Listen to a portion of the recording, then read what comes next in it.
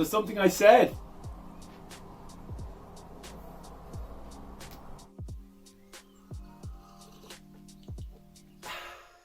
What's going on, and welcome back to another episode of Coffee with Rob. Today we're going to talk about why you need a diet break and how to include them into your fat loss journey. I think what's massively important and massively overlooked in the fitness industry is that we need to try our best to avoid this, or avoid falling into the trap of having this perpetual fat loss mindset. And this never ending, oh, I need to be lighter or I need to lose more fat.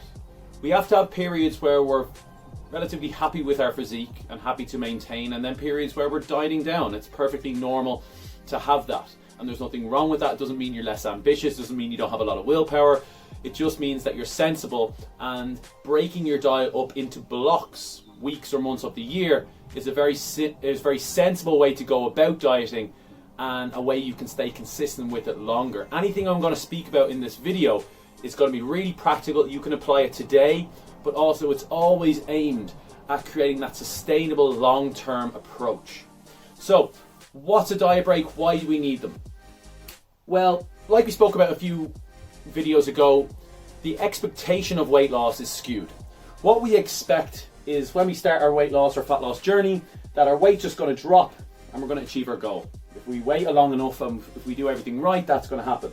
Now, in reality, even if you did everything right, that's not going to happen. We understand that. But emotionally, sometimes we get caught up with expecting this. So what happens is, we start our weight loss journey, we might maintain for a while. Our weight might drop, then it will spike, then it will drop, then it will spike, then it might maintain. The problem here is that people give up at these points. Oh, I thought I'd see more progress, or I thought I'd be further along at this point, and they give up. And then they take a few weeks off, and then they diet again.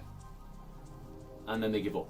And this cycle repeats itself, and they fall into that perpetual fat loss mindset. I need to be lighter, I need to be slimmer. And this is the mindset they get into for years, if not decades. And they never reach a place where they're fully happy. So hopefully including diet breaks can not only make your diet more sustainable, but it can also, from a mental standpoint, make it look a bit more achievable. So because of these points, people become great yo-yo dieters. So a definition of a yo-yo dieter is essentially losing weight, putting on weight, losing weight, putting on weight. And a way of getting around that is, again, we're creating that sustainable, consistent approach, but also accepting that there are going to be times, even when you're doing everything right, that your weight spikes and when your weight maintains. And just understanding the fundamentals of weight loss is the best way we can start this video, but also the best way we can start any fitness or any fat loss or any weight loss journey. So what is a diet break? A diet break is simply what it says on the tin, a break from dieting. So you have weeks where you're in a calorie deficit, and then you have weeks where you're at a maintenance. That maintenance level could be 1 to 2, even 3 weeks sometimes, maybe longer. That's completely dependent on you. So what we want to avoid is that perpetual cycle, like I said, time and time again, of just always wanting to lose more fat, lose more weight. A diet break is very, very beneficial from a physical standpoint because it helps restore hormone function, decreases stress, and brings hunger hormones back up to a normal level. And then from a mental standpoint, it's a lot easier to look at a 20-week diet and see it being split up into 4-week blocks of dieting rather than just one 20-week diet. How can we use this information practically? I prefer to do a diet break in a 3-to-1 method, and this is how we're going to lay it out. So a 3-to-1 method would be 3 weeks of a deficit with 1 week at maintenance. And again, these numbers are just generic. They're not going to exactly apply to you. You're going to have to work them out for yourself. There's a link below to my calorie calculator after the video. Please click there, calculate your calories, and then return to this video. It might make a bit more sense. So if the overarching goal is consistency, a 3-1 method over an 8-week block might look something like this. So you have 3 weeks in a deficit where you're consuming about 1,600 calories. Now this again, this is just an estimate. If your maintenance is 2,000, 3 weeks where you're consuming 1,600 calories. Then we bring your calories up for 1 week at 2,000. Then we bring your calories back down to 1600 for 3 weeks and then back up for 1 week at maintenance. Like I said, this will give you a physical and mental break at both of these points.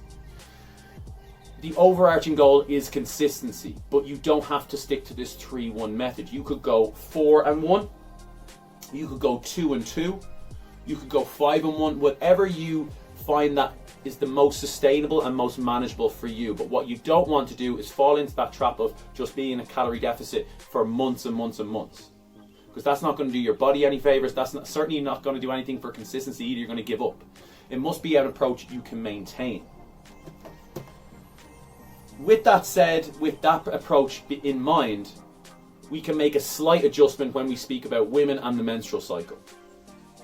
The only difference there, you might initially adopt the 3-to-1 method, but we have to be flexible when that maintenance week comes into play, depending on how you see that and how you feel during that week.